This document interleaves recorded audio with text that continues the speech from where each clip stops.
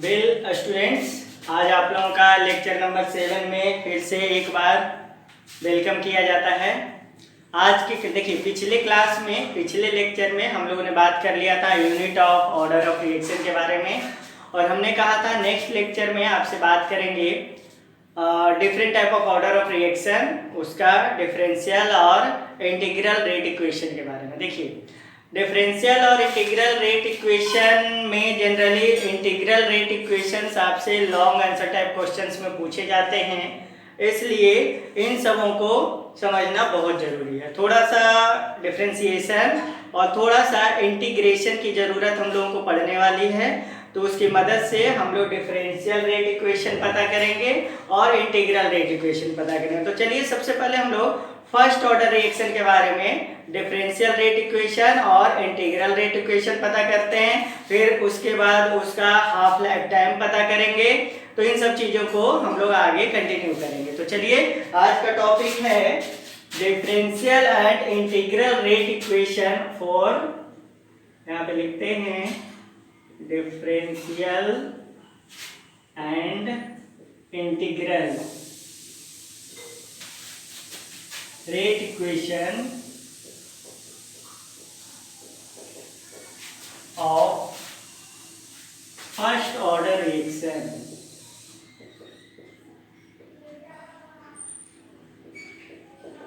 तो देखिए आज हम लोग स्टार्ट कर रहे हैं यहाँ पे फर्स्ट ऑर्डर रिएक्शन के बारे में कि फर्स्ट ऑर्डर रिएक्शन का डिफरेंशियल रेट इक्वेशन हम लोग कैसे लिखेंगे और इंटीग्रल रेट इक्वेशन कैसे लिखेंगे। तो चलिए यहाँ पे स्टार्ट करते हैं। देखिए सबसे पहले हम डिफाइन कर देते हैं फर्स्ट ऑर्डर रिएक्शन को। द रिएक्शन इन विच, देखिए the reaction in which rate of reaction, the reaction in which rate of reaction depends on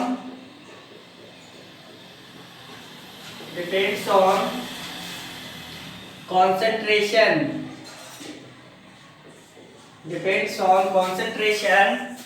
of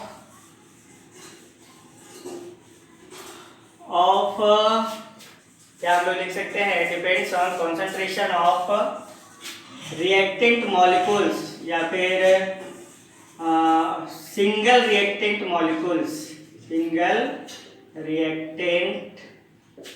molecules are called first order reaction.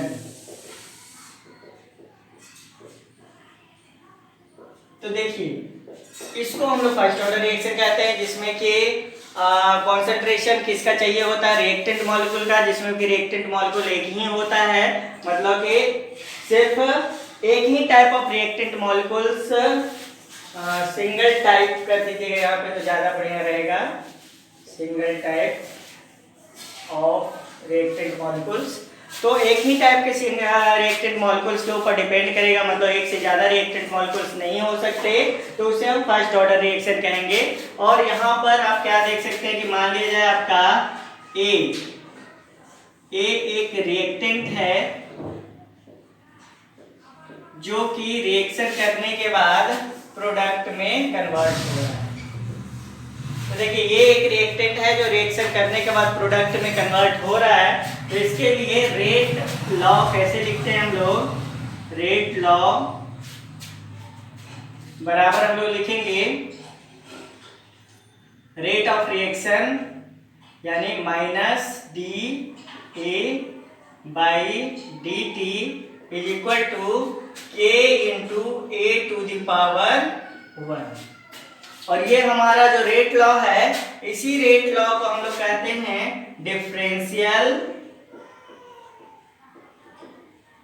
Rate law.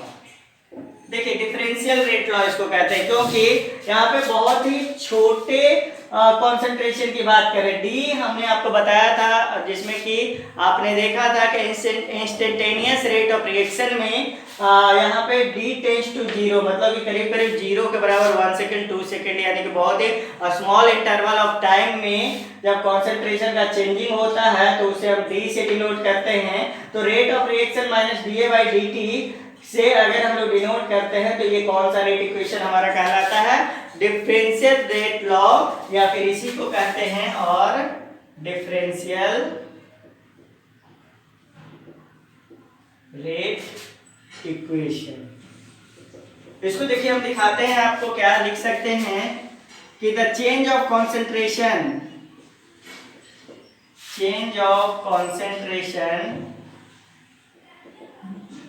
of reactant, the change of concentration of reactant are found in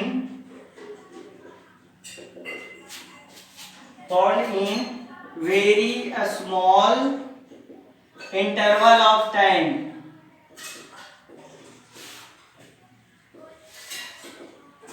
मतलब dt are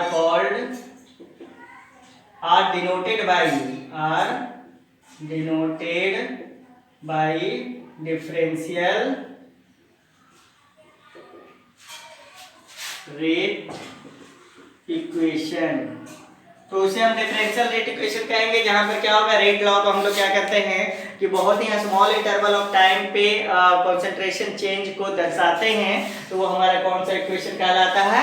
differential rate equation कहलाता है। अब देखिए differential rate equation तो मिल गया हम लोगों को। अब इसके बाद इस डिफरेंशियल रेट इक्वेशन को इंटीग्रेट करके हम लोग integrated rate equation for first order reaction find करेंगे।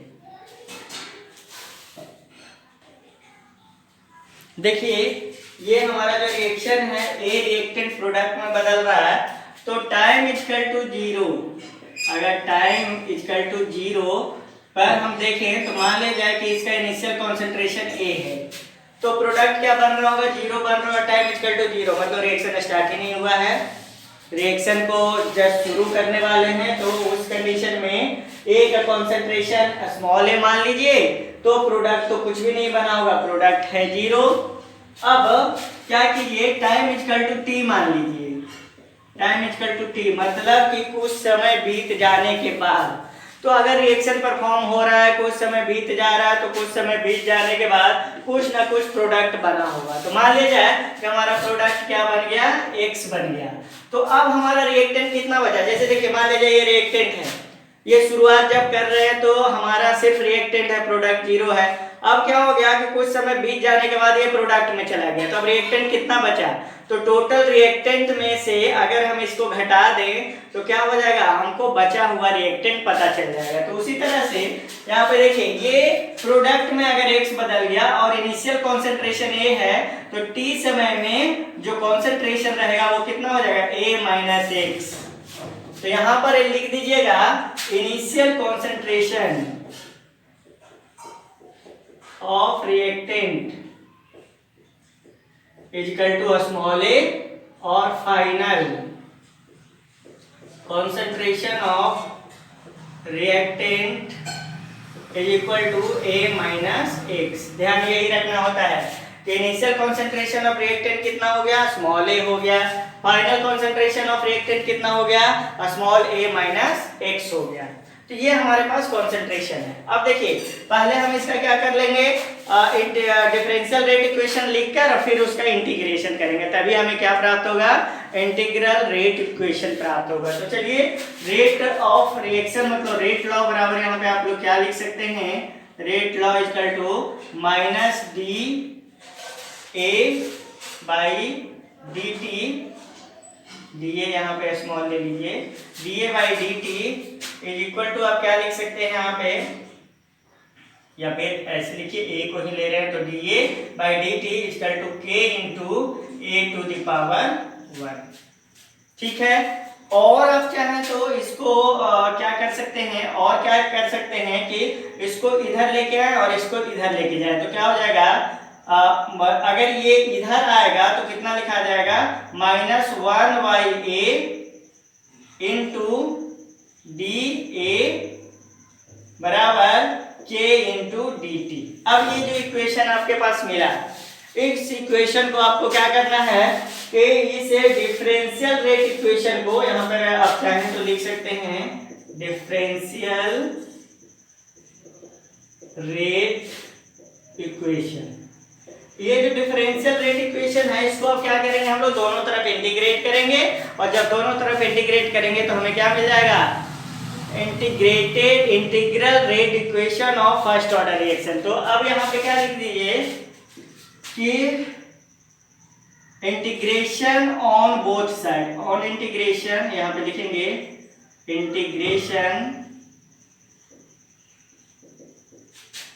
Integration on both side of differential rate equation.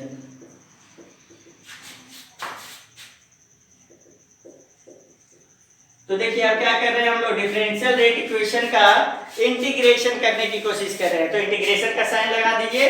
अब देखिए यहाँ पर क्या हो जाएगा, integration of -1/a into D into A divide by integration of k into D T. अब देखिए इंटीग्रेशन जब कभी भी हम लोग करते हैं तो वहां पे लोअर लिमिट और अपर लिमिट को लेने की जरूरत होती है। तो देखिए, तो ध्यान दीजिए, तो टाइम का अगर इंटीग्रेशन, अब देखिए k का इंटीग्रेशन नहीं होगा क्योंकि k क्या है, हमारा कांस्टेंट है, और कांस्टेंट होने की वजह से ये इंटीग्रेशन से बाहर आ जाएगा। तो इंटीग्रेशन होगा किसका, टाइम का होगा। तो टाइम का इंटीग्रेशन कहां से कहां करेंगे, तो 0 इनिशियल टाइम है और t क्या है हमारे पास, फाइनल टाइम। तो यहाँ पे लिख दीजिए, ये है आपके पास इनिशियल टाइम और ये t क्या है, आपका फाइनल टाइम। तो इनिशियल टाइम से फाइनल टाइम तक आपको क्या कर देना होगा, इंटीग्रेट कर देना होगा। उसी तरह से देखिए कंसंट्रेशन ऑफ ए का अगर आप इंटीग्रेशन करना चाहते हैं तो ए के कंसंट्रेशन को इंटीग्रेट करने के लिए इनिशियल कंसंट्रेशन और फाइनल कंसंट्रेशन की जरूरत पड़ेगी। और देखिए इनिशियल कंसंट्रेशन ऑफ रिएक्टेंट कितना है, स्मॉल ए, और फाइनल कंसंट्रेशन ऑफ रिएक्टेंट कितना है, a-x। तो कहां से कहां तक इसको इंटीग्रेट कीजिए, a से लेकर a-x तक इसको क्या कर देना है, इंटीग्रेट कर देना है। अब यहाँ पे देखिए कुछ इंटीग्रेशन का रूल है, उस रूल को अप्लाई करके हम लोग क्या करेंगे, यहाँ पे इंटीग्रेशन करेंगे। अब देखिए ध्यान दीजिए, एक रूल होता है कि इंटीग्रेशन ऑफ dt बराबर हम लोग क्या लिख सकते हैं, t लिख सकते हैं। उसी तरह से इंटीग्रेशन ऑफ dA बराबर a लिख सकते हैं। उसी तरह से इंटीग्रेशन ऑफ p बराबर p लिख सकते हैं। इस रूल को अप्लाई कीजिए और यहाँ पे क्या कीजिए, यहाँ पर इधर देखिए कि k जो है वो इंटीग्रेशन से बाहर हो जाएगा और यहाँ पर dt लिखाएगा। और क्या लिख सकते हैं कि अब इंटीग्रेशन हम लोग यहाँ पे करेंगे तो लिमिट देखना होता है, कहां से कहां इंटीग्रेट करना होता है, 0 से लेकर t तक। तो t में से 0 को घटाएंगे तो हमें क्या मिल जाएगा, इंटीग्रेशन मिल जाएगा। तो यहाँ पे देखिए k इंटू t माइनस 0 लिखेंगे और बराबर क्या हो गया, k इंटू t। ये हमारा इंटीग्रेशन हो गया। तो इधर का तो इंटीग्रेशन kt मिल गया हमको। अब इधर का इंटीग्रेशन देखते हैं। इसके लिए भी एक रूल है, उस रूल को पहले समझिए। क्या रूल कहता है कि इंटीग्रेशन ऑफ dA इंटू, ऐसे लिखिए, integration of 1/a into dA का इंटीग्रेशन होता है log to the base e and a, यानी कि log e के बेस पर a आएगा हमारा पर, इसका इंटीग्रेशन होता है किसका, 1/a इंटू dA। या फिर अगर इंटीग्रेशन है 1/x इंटू dx तो इसको भी लिखते हैं log e बेस a। तो ये हो गया इंटीग्रेशन इसका। उसी तरह से देखिए, तो यहाँ पर ध्यान दीजिएगा कि क्या है कंडीशन, 1/a इंटू dA है, तो इसको हम कैसे लिख सकते हैं, सबसे पहले तो माइनस को बाहर कर लीजिए। ये माइनस बाहर हो गया क्योंकि माइनस का तो इंटीग्रेशन होगा नहीं, और 1/a इंटू dA का इंटीग्रेशन कितना हो जाएगा, log a to the base e। ये तो मिल गया log a to the base e, और यहां पर इसका लिमिट a से a माइनस x रखते हैं। अब देखिए ए की जगह पे कॉन्सेंट्रेशन a माइनस एक्स रखेंगे और a की जगह पे कॉन्सेंट्रेशन a रखेंगे, यानी कि a माइनस एक्स से लेकर a माइनस एक्स तक इंटीग्रेट किए हैं, क्योंकि ये इनिशियल कॉन्सेंट्रेशन है, फाइनल कॉन्सेंट्रेशन है। तो a की जगह पे पहले क्या लिखिए, यहाँ माइनस रखिए और a की जगह पे रखेंगे कितना, log a माइनस एक्स रखेंगे, फिर क्या हो जाएगा माइनस log a रखेंगे, ये log a, सॉरी ये स्मॉल a। अब देखिए यहाँ पर माइनस से दोनों में मल्टीप्लाई कर देंगे तो क्या हो जाएगा, ये प्लस है जो माइनस हो जाएगा, माइनस है जो प्लस हो जाएगा। तो अब क्या मिल गया हमको, यहाँ पर log a minus log a minus x, ये मिल गया। अब देखिए यहां से जो आपको मिल गया log a माइनस एक्स बराबर के टी, और यहाँ पे log को बेस में हमेशा e लेकर चल रहे हैं, और यहाँ पे क्या लिख सकते हैं, log को कॉमन अगर लें तो e to the power a by a minus x बराबर k इंटू टी। देखिए ध्यान से देखिए इसको,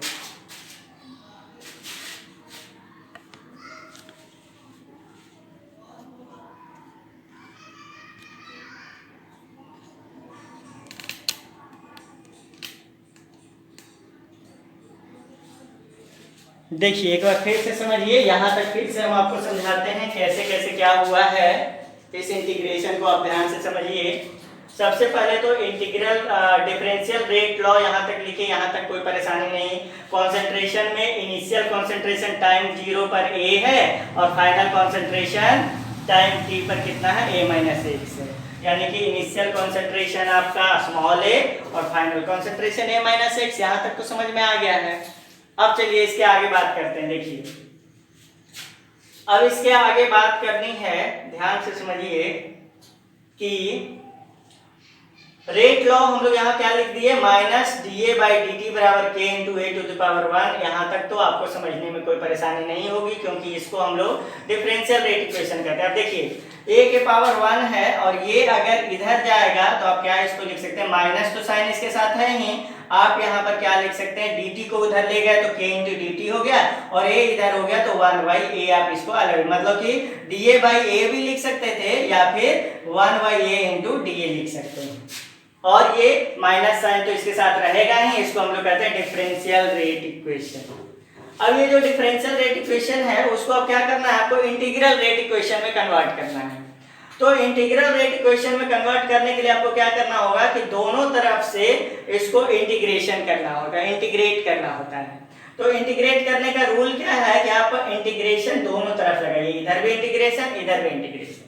तो इंटीग्रेशन लगाने के बाद ये देखना होता है कि इंटीग्रेशन का लिमिट कहां से कहां होगा, मतलब कहां से लेकर कहां तक हम इंटीग्रेट करना चाहते हैं, यानी कि इनिशियल से लेकर फाइनल तक इंटीग्रेट करना चाहते हैं। तो देखिए k का इंटीग्रेशन नहीं होगा क्योंकि ये कांस्टेंट है, ये बाहर आ जाएगा, तो होगा टाइम का इंटीग्रेशन, और टाइम का इंटीग्रेशन कहां से कहां तक होगा, तो 0 से लेकर t तक, यानी टाइम का इंटीग्रेशन 0 से लेकर t तक होगा।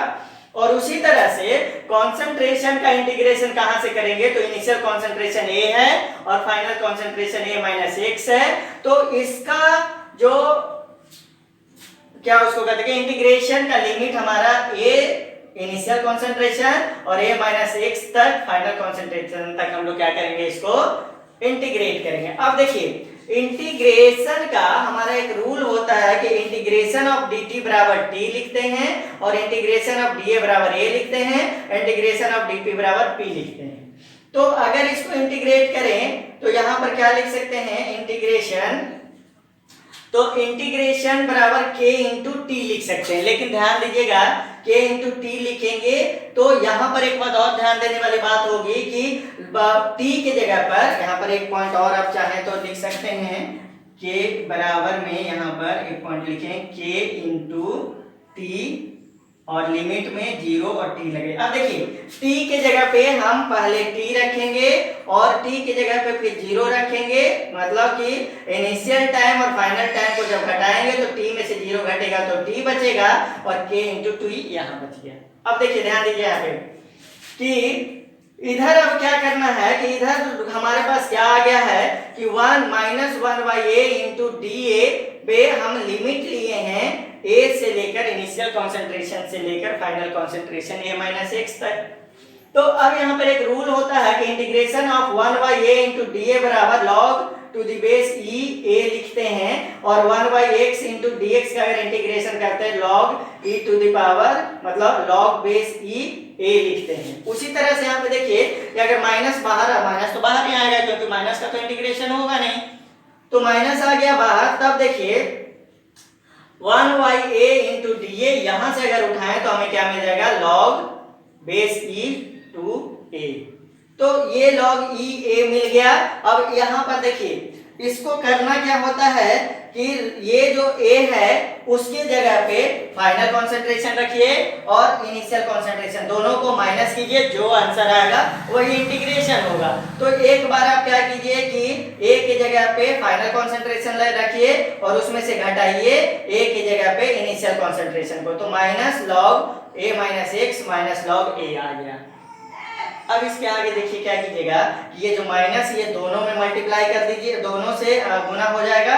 तो देखिए प्लस माइनस माइनस हो गया तो माइनस लॉग ई ए माइनस एक्स हो गया, और माइनस माइनस प्लस हो गया तो लॉग ई ए हो गया, और लॉग को अगर कॉमन ले लें तो a by A minus x बराबर के टी हो गया। तो ये हमारा इंटीग्रल रेट लॉ हुआ नेचुरल लॉग के लिए। यहाँ पे देखिए हम लिखते हैं integral rate law, integral rate law for, integral rate law for किसके लिए लिखें तो नेचुरल लॉ। यहाँ पर अभी हम लोगों ने नेचुरल लॉग लिया है, नेचुरल लॉग के लिए हमें इंटीग्रल रेट लॉ आया है। अब नेचुरल लॉग को हम लोग कन्वर्ट करेंगे किसमें, तो नेचुरल लॉग को कन्वर्ट करेंगे लॉग टू द बेस 10 में, क्योंकि लॉग का मान generally log to the base 10 में ही देखने को मिलता है। इसलिए हम लोग क्या करेंगे इंटीग्रल रेट लॉ की जगह पे मतलब कि नेचुरल रेट लॉ की जगह पे अब अप्लाई करेंगे हम किसको लॉग टू द बेस 10 को। और एक बात ध्यान रखिएगा कि लॉग ई का वैल्यू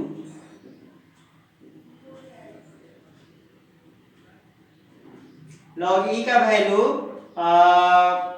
अप्रोक्सीमेटली, अच्छा चलिए इसको हम आगे बताते हैं लॉग ई का वैल्यू क्या होता है। अभी हम लोग लॉग टू द बेस 10 के बारे में बात करते हैं, तो चलिए उसके आगे बात करते हैं।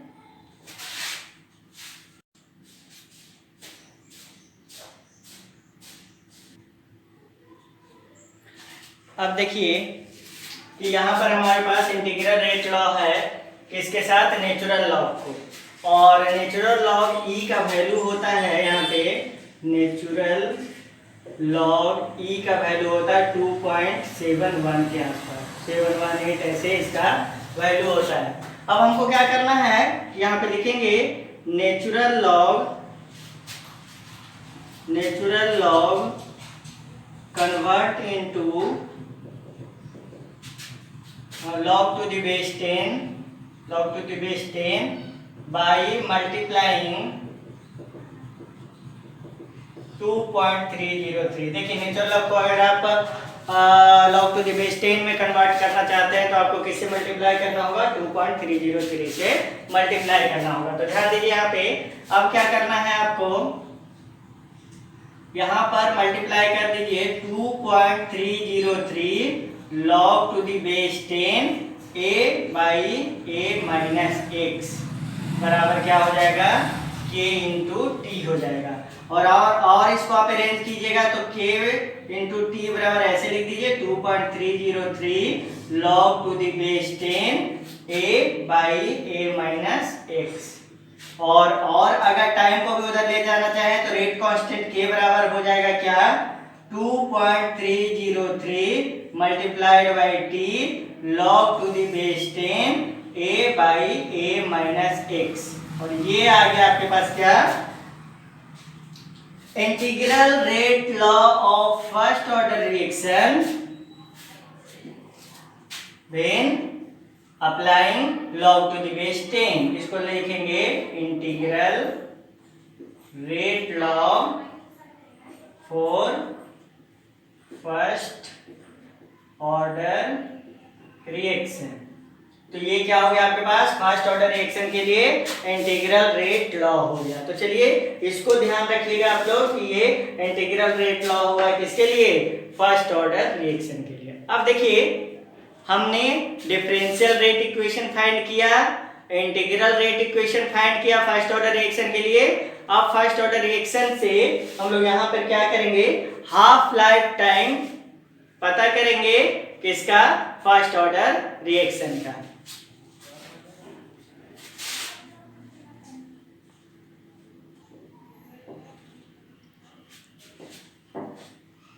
अब देखिए ध्यान दीजिए, ये क्या है हमारा integral rate law first order reaction है। और जहां पर हम क्या करेंगे कि ये देखेंगे where t equal to time, कितना टाइम है वो देखा जाता है। a इक्वल टू क्या है, इनिशियल कॉन्सेंट्रेशन, और उसी तरह से a minus x equal to क्या हो जाएगा हमारा फाइनल कॉन्सेंट्रेशन। अब देखिए कि अब हम लोग क्या पता करने वाले हैं यहाँ पे, half life time of first order reaction.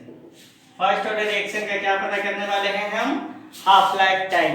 Half life time पहले होता क्या है, तो किसी भी रिएक्शन में रिएक्टेंट जब आधा, रिएक्टेंट का कॉन्सेंट्रेशन जब आधा प्रोडक्ट में कन्वर्ट कर जाता है, इसका मतलब कि रिएक्टेंट कितना बचा, आधा बचा, इनिशियल कॉन्सेंट्रेशन का आधा बचा।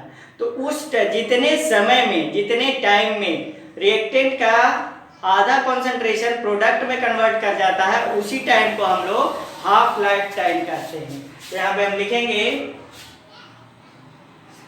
The time in which the concentration of reactant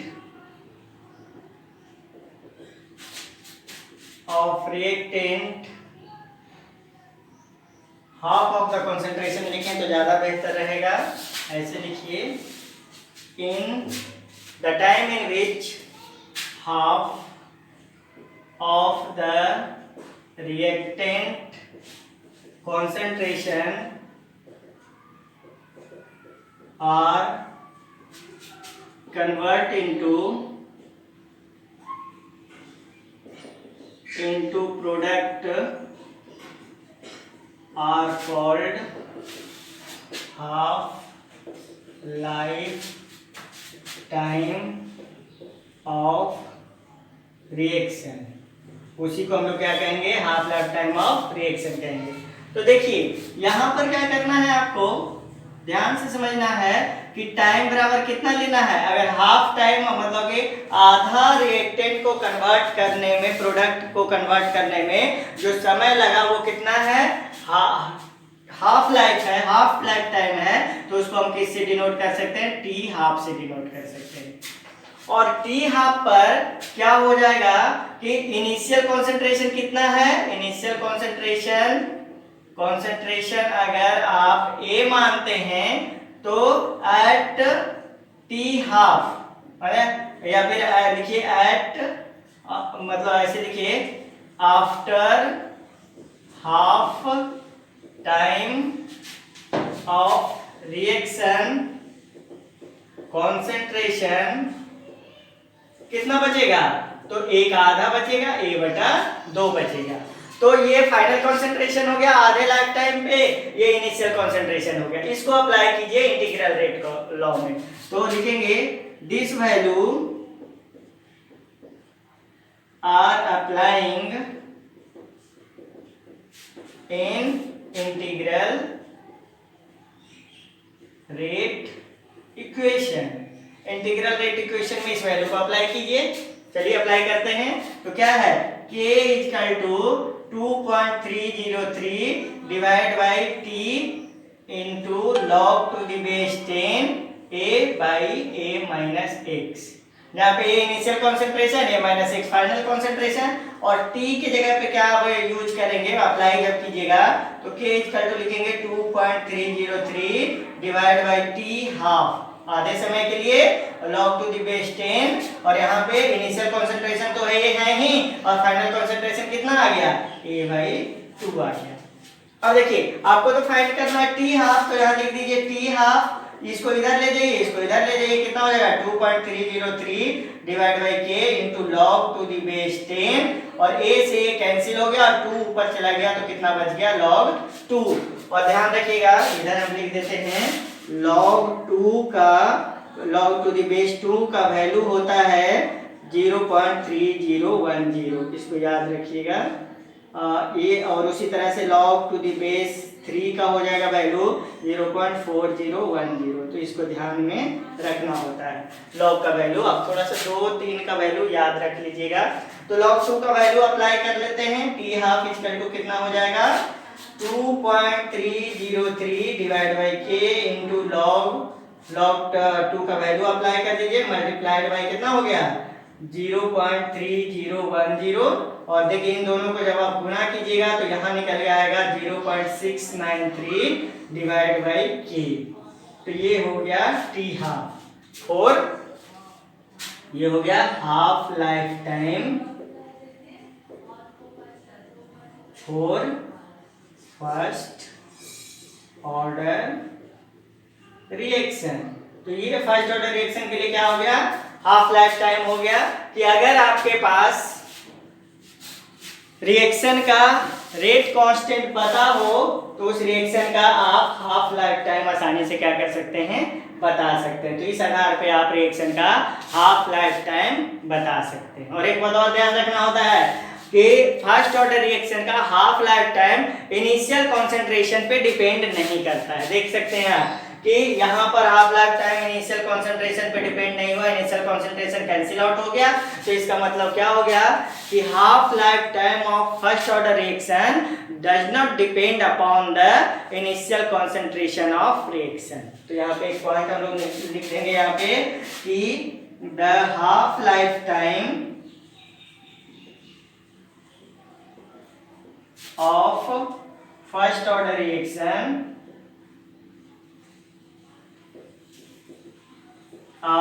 does not depends on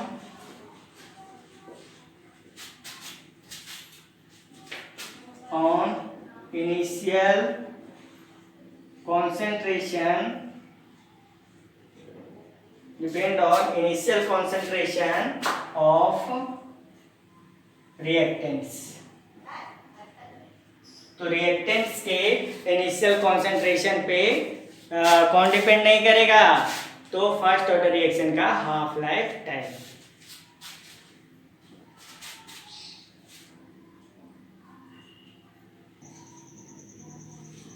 तो देखिए स्टूडेंट, ये आपके पास हो गया डिफरेंशियल रेट इक्वेशन और integral rate equation for first order reaction. इसे ध्यान से समझिए, समझने की कोशिश कीजिए। इसका इंटीग्रल रेट इक्वेशन का जो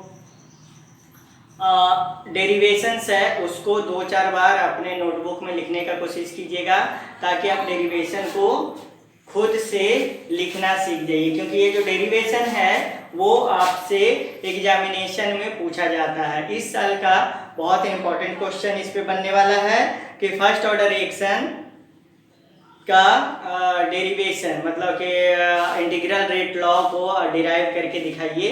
तो इस तरह के क्वेश्चंस आपके पास आने वाले हैं, तो आप इसे अच्छी तरह से स्टडी कीजिए, समझने की कोशिश कीजिए। जहां नहीं समझ में आएगा वहां पे आप पूछ सकते हैं, हम आपको रिप्लाई करेंगे। आई होप सो कि आपको ये लेक्चर समझ में आया होगा, तो इसे अच्छी तरह से समझने की कोशिश कीजिए। Okay student, that's all from today. Okay, bye.